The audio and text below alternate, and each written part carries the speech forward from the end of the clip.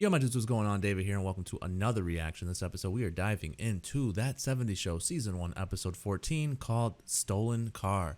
Hopefully, you've been enjoying the series. Hopefully, you are having a wonderful day. Don't forget to like, comment, subscribe. Head on over to Patreon for the full, uncut, unedited reactions over there. Episodes extra early over there as well. But with that being said, buckle your seatbelts.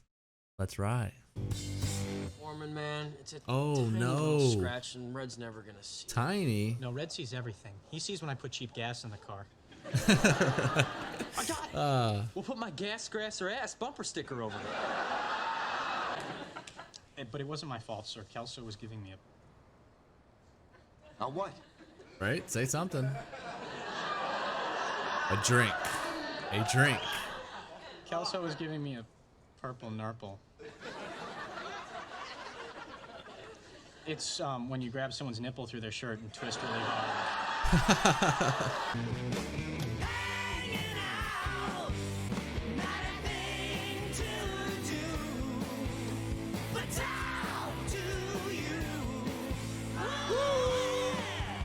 Is it just me, or do they seem more relaxed?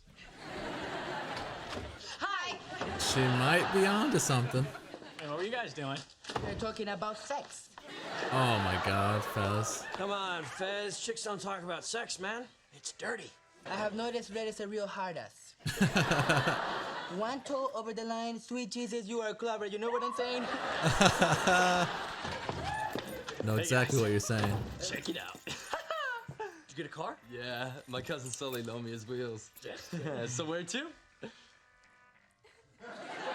They didn't think they'd get this far. You just want to hang? Yeah. That's just stupid. Dang, I Bob. don't think it's your decision. Well, I'm the man of the house, and I say you're not going to community college. Oh no, Bob. Don't You go can't this tell me route. what to do, you big ass. Oh, Bob, don't go that route. That's where his smart mouth comes from. Both of you, Driver not just safety her. is serious business, Kitty. Well, you're right, Red. We should teach him a lesson. So when he comes home, I'll hold him down and you burn him with a cigarette. Oh, okay. All right, relax. You don't need to take it that far. And then Michael will come in. And the wind will be blowing. Oh my god. And then we'll have the most magical night of our lives. This is how dramatic movies are, though. You're so lucky, Kitty. You have it all, a great family and a great career. How did you talk Red into letting you work? Okay, well, one day we sat down, we did all our bills, and we realized we were gonna lose the house. Kitty. Oh! I'm trying to drive the car here, man. Same thing that happened last time. No, put it back. I like that song. Pipe down there, backseat Charlie. Oh, wow. You get no say in this car.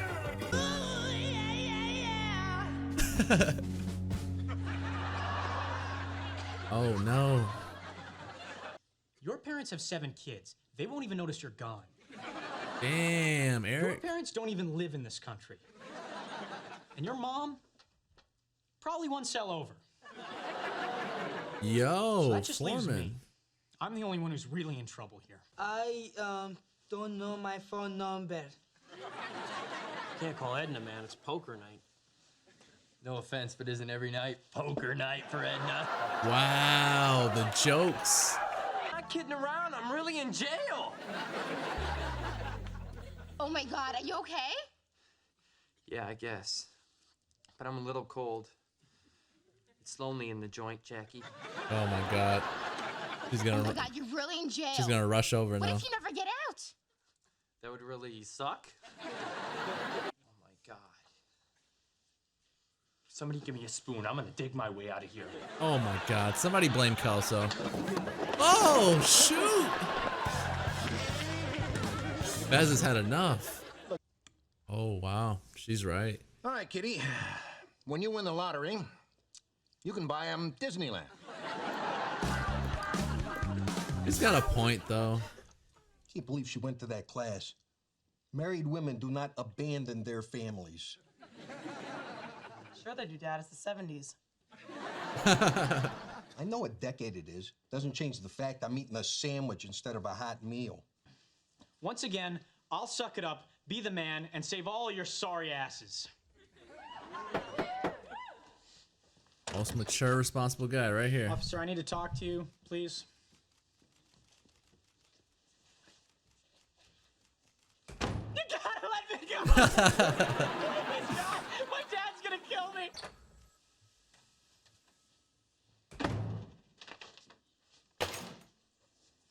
So? We're out of here.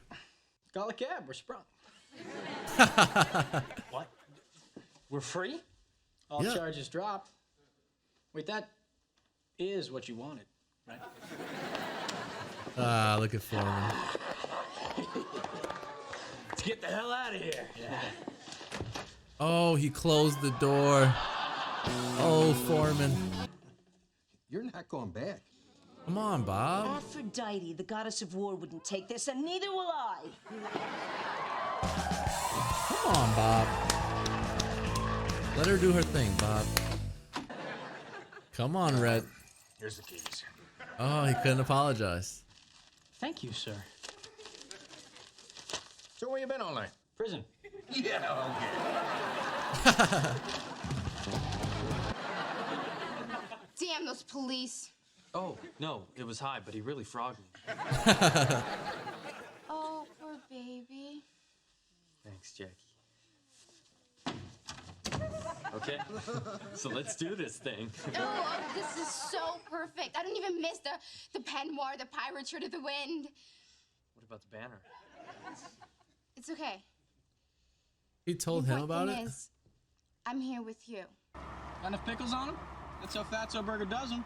Lots and lots of pickles. Yes, yes. Yeah, go ahead. Got enough room back there? Actually, it's a little bit crowded. Good. That's the way it should be. Yes. I feel like going to the movies. Where do you guys want to go? Go to the reservoir. Movies it is. Movies it is. Yes, yes. I kind of feel like going on the reservoir. Reservoir it is. Yeah. Yes, yes. Alrighty, season 1, episode 14 of That 70 Show. And at this point, man, there's just, I don't know, there's no reason to be giving these things ratings. Every episode's gonna hit. Every episode's gonna be a banger. I mean, what's the point of even giving it a rating? I guess I can give this one an 8, but aren't they all just about an 8, 9, 10 range? The show itself is just remarkable. It's fun.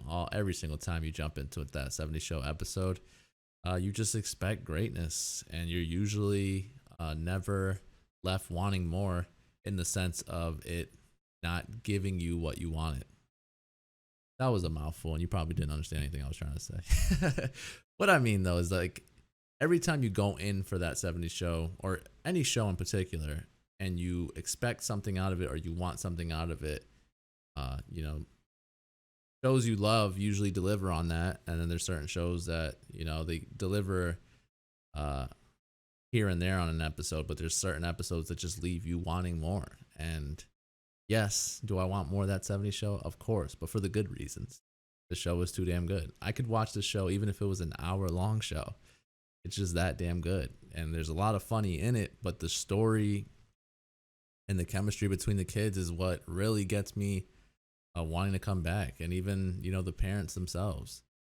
I don't think I've ever watched a show that was, you know, based around kids where the parents themselves delivered on such high levels. The show could be surrounded by Red and Kitty, and I would be totally for it. You know what I mean? It's just one of those crazy shows that just everyone works. Even this one where we got a lot of Donna and Jackie. I thought that would be a downfall, but it wasn't. I liked the story that was going on for them too. I liked that they were finally bonding as, like, you know, girlfriends or whatever. And, you know, they usually don't do that, where Donna's usually on the guy side about it, you know? And so the fact that they got to bond and be, you know, just them two and talking about guys and their, you know, perfect first time having it moment and stuff like that, like, that's all cool to me. I don't know why. It really is. We'll do a quick breakthrough just to see basically what it is this episode was about. You know, obviously early on, Eric is talking to the gang, and they are talking about the fact that there's a huge scratch on his car, and obviously everyone knows how Red is. He ain't gonna be too happy about it. So the fact that you know, they were talking this game up to Eric like they were gonna take the fall with him, and you know, it's not, you're not in this alone, it was all of us or whatever. And the second Red came out there, they just all ran off. Red then here, you know, takes the keys away from him, says that he's not responsible enough, which clearly to me, of the six, he's the most responsible, I would think. I mean, you can't tell me it's Kelso. You can argue Donna, but it would be Donna or Eric that are the more mature, responsible ones to me.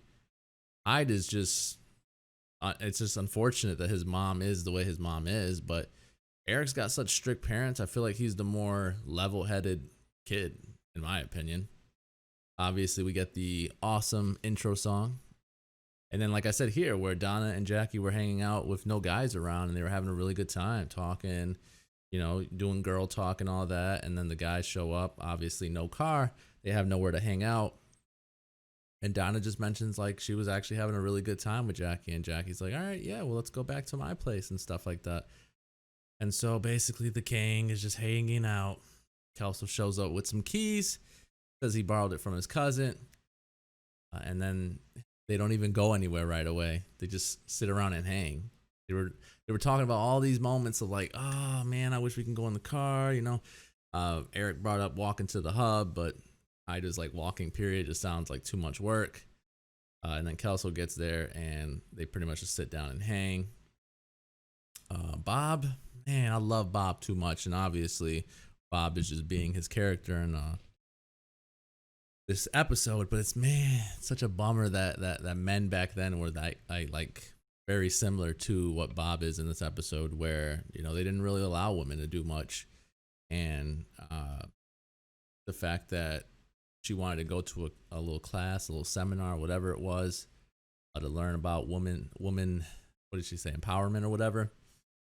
And he wasn't for it. And I can't even side with him on really any of the points that he was coming across, where he didn't want her to go because, well, what about dinner? I want a hot meal. I don't want a sandwich.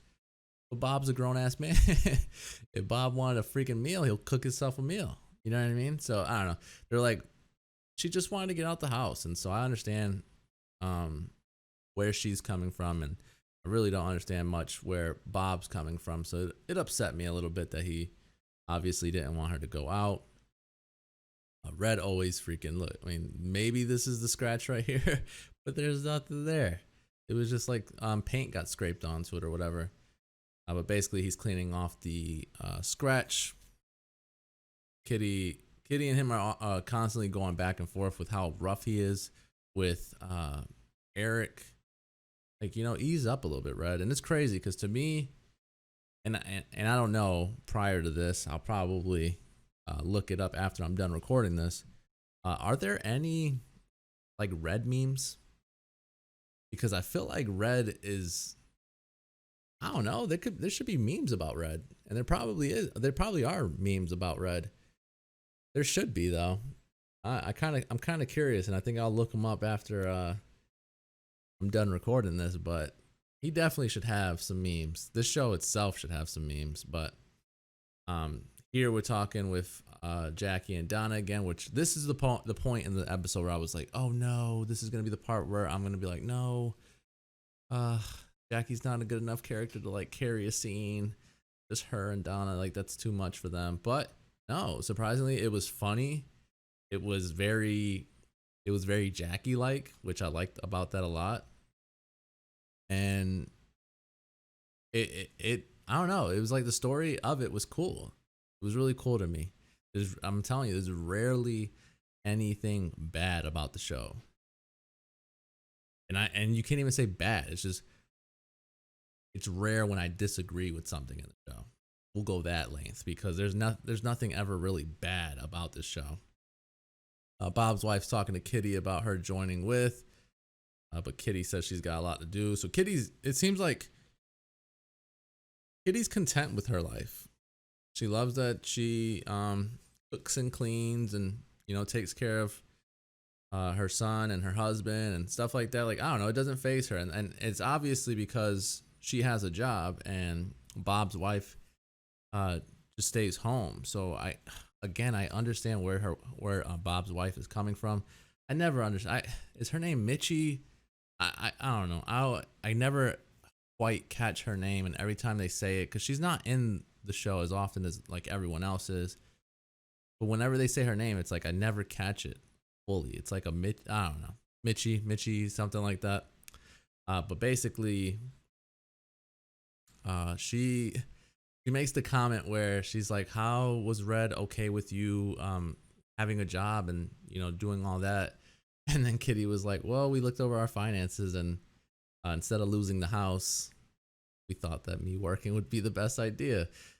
So, I mean, Kitty's humor is amazing. I love it. I like the fact that now that they're driving, well, Kelso's driving, Eric's bothered by being in the back seat. I thought that was funny because obviously we've all been there before. I mean, me personally, I hate sitting in the back. I'm not sure anyone that loves sitting in the back, but he's just bothered by it. There's no space back there. Pheasant, his legs are touching. Has no say on music. He has no say on where they're going. So it's just bothering the crap out of him. I thought it was funny. They're just hanging out, and then all of a sudden, they get pulled over, and now they're in jail because the car that Kelso got from his cousin is actually a stolen car. So the whole time, they were really getting after each other in this one, where they were like really talking down on one another, at least their parents. And I was like, man, that's like some fucked up shit going on there. And so basically, they get one call. I don't know whose bright idea and why they agreed to let this man call someone. But of course, Kelso calls Jackie. Jackie's still fantasizing about, you know, the dreamy way of sleeping with Kelso. She's so Kelso, and I'm glad that they got married in real life because of that. Like, she is so Ashton. It's ridiculous. But basically, he hangs up the phone, doesn't even ask for help, doesn't mention that, he needs her help to get out of jail. And she just, like, they're just talking about love, and he got so excited that he just hung up. And now they're screwed. Everyone inside of there is screwed. So here's just more like, again, back and forth between Kitty and Red, just talking about how rough Red is. I mean, he is very strict for reasonings. Obviously, he's got good reasons to be strict on Eric. He wants Eric to be man's man, so that's fine. I wish I had a father figure like that pushed me to be, a man's man, if you will. But I mean, I've come a long way. I'm doing all right. Here we got Bob and Donna. And Bob's just pretty much opening up to Donna about how upset he is with his wife and the fact that she went to this class and he's eating a cold sandwich. And I don't know, that's such a it's such a back in the day type of thing where men just feel like they can't. I mean, probably to this day, there's men out there that just feel like they can't do anything if they don't have their wife or significant other there doing it for them. Like, come on, you can just get up and cook the meatloaf yourself if you really want meatloaf. Or you can, run out and grab fast food. I don't know, there's other routes. Like, men can't sit there and just think that women have to do everything cooking wise. And I know there's some women that take pride in that and want to do that, and that's totally fine. But I don't think it should be one of those things that's expected from women. But that's just my opinion. I don't think that a man should just expect for his wife or somebody to cook every time. And you know what I mean? The way I see it and the way I've always, saw it was it's a two-man team. It's a two-person relationship. If there's a day you're not feeling good, or if there's a day that you're not really in the mood to cook, then that's when I pick up I pick up the slack and I do it. And, vice versa. If there's a day where, I'm not feeling so well, just toss the trash out. You know what I mean? There's just ways to go about it. There's it's a two-way street. Same thing with dishes and stuff. It's no one's job to do the dishes. It's the family's job to get the dishes done. And so basically what I'm just saying is like the cooking stuff. I think he's more bummed of the fact that she's becoming a little independent and wanting to do her own thing. But the fact that he can't just get up and cook his own meal, I'm telling you, it's such an old school thing. And I know it still happens to this day. It was just more common back then. Then Donna gets up and leaves the room, and he's like, oh, while you're up, just give me a beer. The refrigerator is closer to you, Bob. I love Bob. But basically, here we get the scene where Eric is walking out, trying to, I don't know, woo the cop into helping him out, getting them out of there. Then they find out that the car wasn't stolen. It was actually given to Kelso's cousin from the grandmother. Then they made a comment where like, oh, you're Red's son. I thought that was going to be like a problem where they were going to call Red, but they were just like, man, thank God it, like, I feel like everyone feels so bad for Eric because of the fact that Red's his dad. And so I thought that was funny. And then here Bob opens up and, you know, says that he's okay with her going to that class and he feels good about it, thinking that it was going to be a one-time thing, but it's not. Until he obviously gets bothered by it again. Red tries to apologize here, he doesn't do such a great job, hands him the keys, asks him where he was all night. He tells him prison. But who's going to think that Foreman got arrested? Nobody. Nobody would sit there and think that. And so then Kelso and Jackie had their special moment, which was really cool.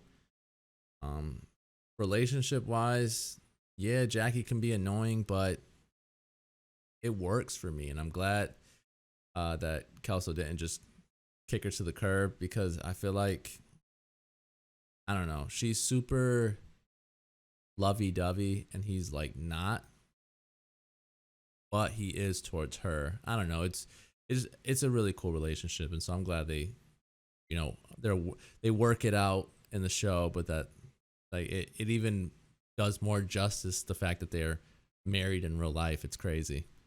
And then at the ending scene here, we get Eric pretty much just rubbing it in everyone's face. He gets to say he's the one driving. We're going to Fatso Burger. We're going to the movies and all that good stuff. But yeah, that's the episode. Hopefully you enjoyed the review. Hopefully you enjoyed the reaction. Don't forget to like, comment, subscribe. Head on over to Patreon for the full uncut, unedited reactions over there. Again, I gave this episode like an 8. There's just nothing that can go wrong. It's a really good episode, like per normal. And yeah, it just, I get at a loss of words sometimes when I do these reactions, because it's just so, these episodes are so good that I'm like, man, here's another 8, another 8, here's another 8. And it's like, people probably like, man, do you give the shows anything else but an 8? I don't know, man. When I enjoy something, I hold a standard to it, and then when it meets that standard, I'm just like, I'm satisfied again. So that's another episode here of satisfaction. So I'll catch you guys later, though. Bees, guys.